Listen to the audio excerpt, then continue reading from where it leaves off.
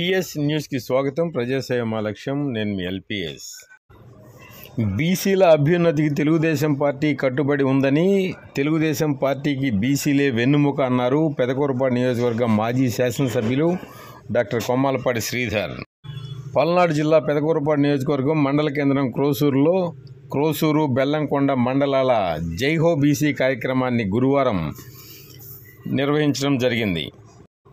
ఈ కార్యక్రమంలో డాక్టర్ కొమ్మాలపాటి శ్రీధర్ ముఖ్య అతిథిగా పాల్గొన్నారు.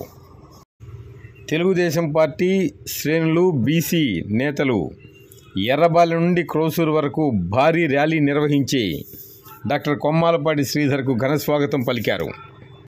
ఈ కార్యక్రమంలో రాష్ట్ర, జిల్లా, నియోజకవర్గ, మండల స్థాయి తెలుగుదేశం పార్టీ శ్రేణులు, కార్యకర్తలు అధిక సంఖ్యలో పాల్గొన్నారు.